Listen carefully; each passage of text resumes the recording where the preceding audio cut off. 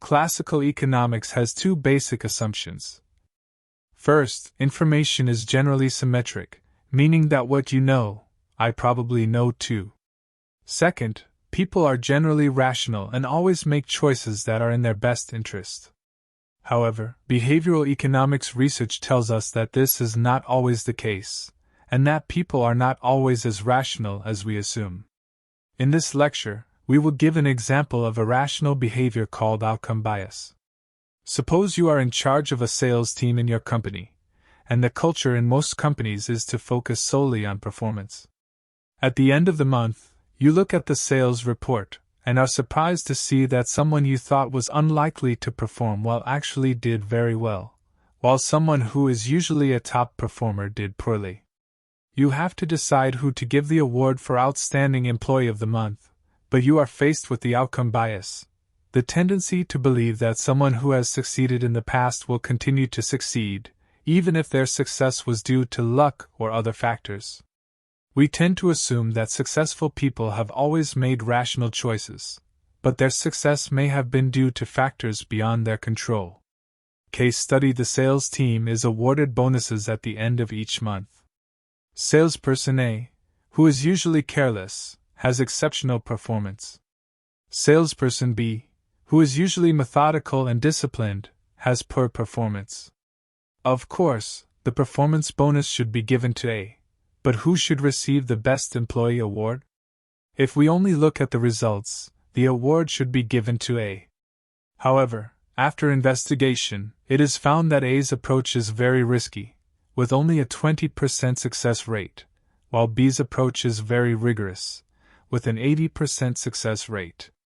The correct approach is to overcome our bias towards results and give the Best Employee Award to B, whose experience can be widely applied.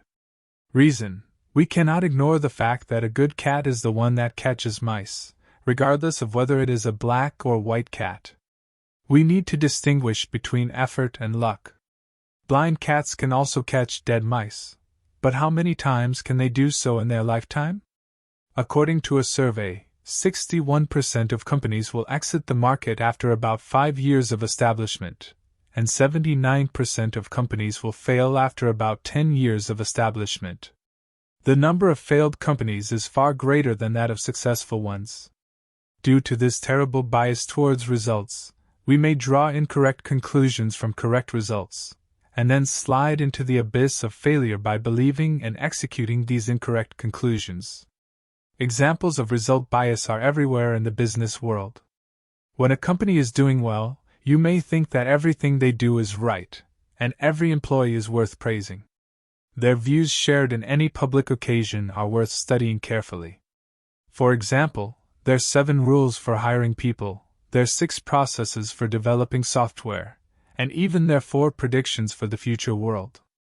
In this mindset of result bias, you may feel enlightened, but ultimately die in the confusion of cause and effect.